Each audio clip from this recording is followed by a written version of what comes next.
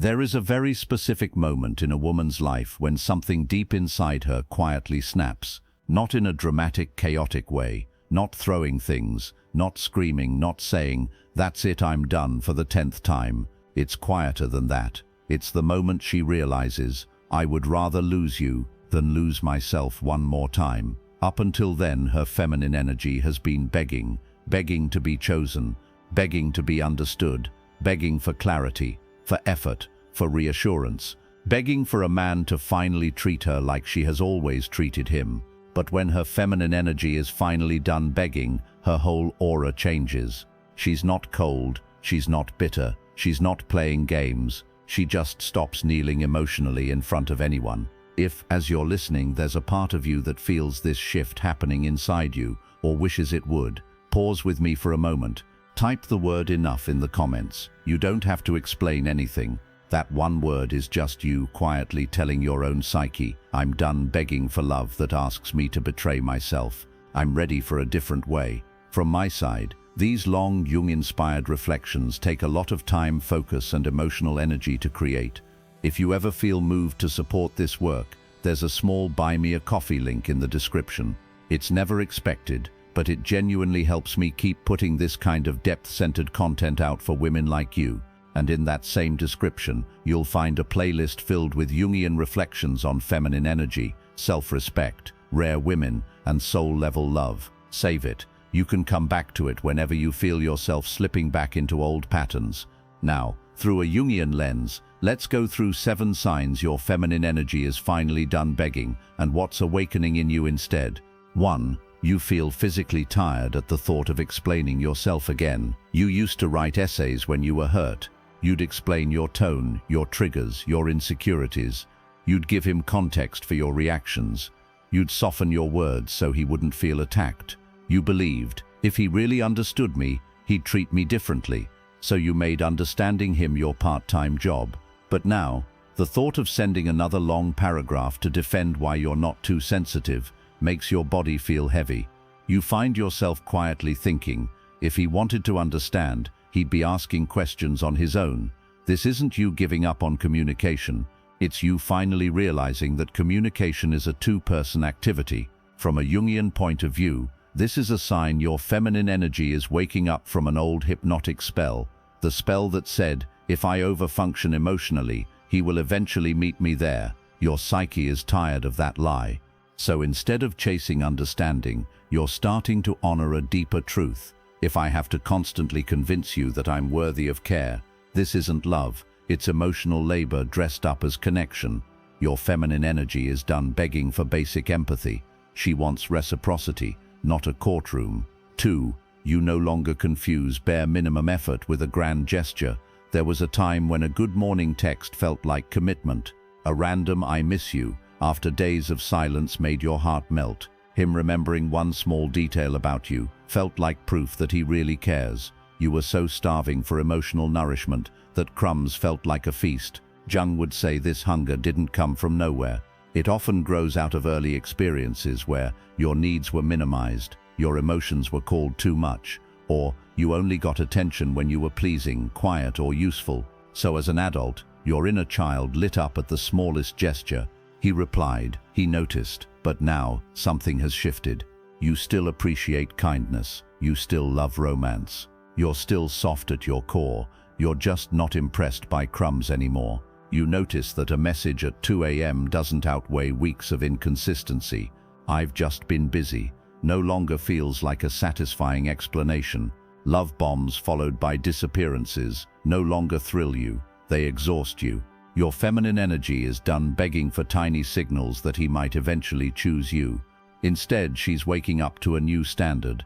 If you want access to my softness, I need to see consistency, not just spikes of attention when it's convenient for you. This isn't arrogance, it's emotional adulthood. You're not asking for a fairy tale. You're asking for effort that matches yours, behavior that matches his words, presence that doesn't evaporate the moment you stop chasing. That's not you being demanding. That's you being done begging for less than you quietly give. 3. You stop arguing with reality and start believing patterns. A big part of begging energy is arguing with what's right in front of you. He cancels plans last minute. You think he's just overwhelmed. He goes silent for days. You think he's just bad at texting. He tells you he doesn't want anything serious but still keeps you emotionally entangled. You think he's just scared but he really loves me deep down. You keep rewriting his behavior into a version your heart can tolerate. Jung would say this is where projection shows up. You're projecting your own capacity for loyalty, depth and care onto someone who may not share it. Begging energy says, I will cling to potential over reality because reality hurts too much. But a woman whose feminine energy is done begging starts doing something radically simple and powerful. She believes what she sees, not once, not the exception, the pattern. You find yourself saying, if he wanted to be here fully, he would be. If his actions and words don't match, his actions are the truth. If I always feel anxious around his love, it's not safe love, no matter what he says. Your nervous system might fight this at first. It's used to the high of hope. But your deeper self, the part Jung would call the organizing center of your psyche, is ready for reality. Because only in reality can your feminine energy actually be protected, cherished and grounded. You're done begging his potential to come true. You're ready to stand in what's real. 4. You care more about how you feel with him than what you have with him. Begging energy obsesses over labels, status and ownership. Are we official? Did he post me? Do his friends know about me? You can be in a relationship, sleep in the same bed, share a home, and still feel utterly alone, unseen or unchosen. But the begging part of you clung to the fact that you have him. Because the idea of not having him felt like falling into empty space. When your feminine energy is done begging, you flip that script completely. Now, the questions become, how does my nervous system feel around him? Do I feel safe telling the truth, or am I always editing myself? After spending time with him, do I feel nourished or drained? Jung would say you are shifting from outer image to inner experience. You're no longer hypnotized by the optics of having a man. You're interested in the energy you live in when you're with him. You realize you'd rather be single and peaceful than partnered and constantly anxious. Be alone in your own bed than lying next to someone you have to emotionally chase. This is not you becoming anti-love. It's you becoming anti-self-abandonment. Your feminine energy is done begging for the title of his woman, if it costs you the feeling of being truly held as a woman. 5. You stop performing the cool girl and let your real standards breathe. Begging feminine energy often wears a mask. The cool girl persona. You know her. She never needs too much. She laughs things off that actually hurt. She says it's fine, I'm chill, when she's not fine at all. She accepts vague, casual treatment while secretly wanting deep commitment. The cool girl is terrified that if she shows her true desires, she'll be called needy or crazy and get abandoned.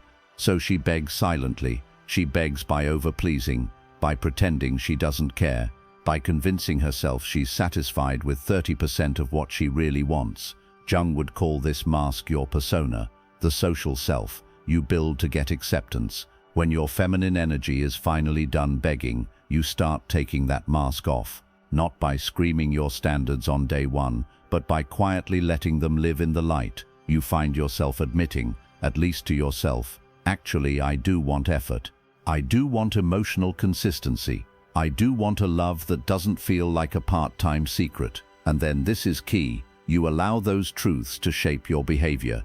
You stop staying in connections out of fear of being alone. You stop sleeping with energy that confuses your soul. You stop shrinking your needs to make him stay. Your feminine energy is done begging a man to want what she wants. She wants someone whose natural instincts, when they care, are already moving in the same direction. And because you now honor those inner truths instead of burying them, your aura changes. You give off the energy of a woman who is available for love but not available for self-erasure. That is magnetic in a completely different way than the cool girl ever was. 6. Your silence starts saying more than your arguments ever did.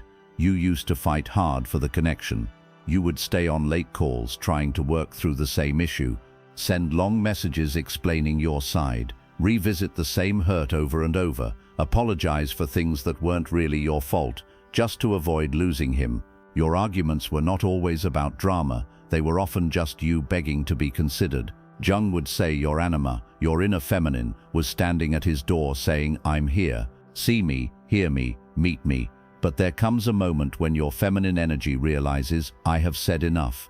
I am not a broken record. I am a woman. So instead of long emotional chases, you start to respond with something far more powerful, boundaried silence, not silent treatment to punish, not dramatic blocking and unblocking, just no longer engaging in circles. You state your truth once, maybe twice, clearly and calmly. If he dismisses it, mocks it, or refuses to really engage, you stop trying to drag him into understanding. You let the distance exist. You go live your life. From the outside, it might look like you've gone cold, but inside, you are warm with yourself. You're finally giving your own nervous system the peace you were begging him to give you. That silence is not toxic. It's the sound of your feminine energy walking out of an emotional courtroom and back into her own home.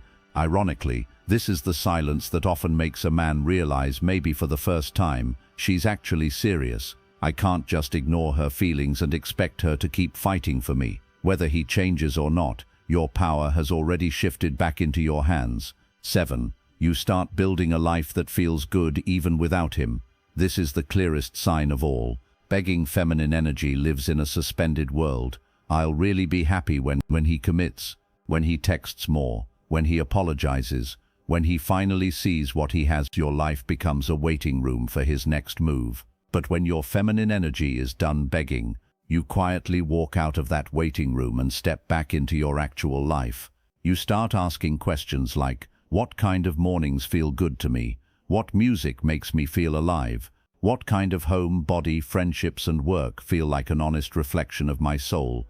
You stop curating your personality around what would attract him and start curating your life around what nourishes you. Jung would call this the path of individuation, becoming a whole, authentic self, not just a side character in someone else's story. You begin to make plans that don't revolve around his availability, reconnect with passions you silenced while obsessing over the relationship, deepen connections with people who consistently show up for you, explore your spirituality, your creativity, your growth. You're not closing your heart to love. You're just refusing to make a man the sun your whole world orbits around. Now, if he shows up with genuine effort, consistency and care, you can receive it from a place of wholeness, not desperation. If he doesn't, you're no longer emotionally collapsing because you understand something your old self did not. I was never meant to beg anyone for the kind of love I am capable of giving. Your feminine energy is done begging because she's finally remembering who she is. If this is resonating with you and you haven't yet, take a moment to like this video and subscribe. Then tap the notification bell so you don't lose this Jungian space on the days you feel tempted to slip back into chasing and pleading.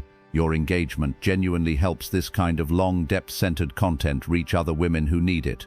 And remember, the playlist in the description is there for you. A full journey of videos on self-respect, old soul femininity, emotional healing, and Carl Jung's wisdom for women who feel deeply. You're not becoming hard, you're becoming honest you. The one who cried in silence after settling, who replayed conversations wondering if you were the problem, who wrote messages and erased them, who begged emotionally while pretending you were fine. Hear this, you are not becoming cold because you're done begging. You are becoming honest, honest about what hurts, honest about what you need, honest about what you will and will not tolerate. Jung would say you are integrating your inner opposites, your softness and your boundaries, your vulnerability and your dignity, your longing for love and your refusal to abandon yourself to get it. Your feminine energy has always been powerful. Begging was just the wound sitting in front of that power. When you whisper enough to that wound, you are not saying, I don't want love. You are saying, I want a love that doesn't require me to beg at the doors of someone's half-awake heart.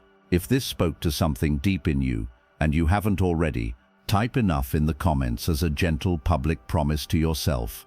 Enough of shrinking, enough of chasing, enough of rewriting proof, enough of begging. If this reflection held you in any way, it truly helps when you like the video, subscribe, and tap that notification bell, so this corner of Jungian wisdom stays close on the days you start doubting your worth. From my side, these long scripts take time, attention, and a lot of heart to create. If you ever feel moved to support this work, there's a small Buy Me a Coffee link in the description.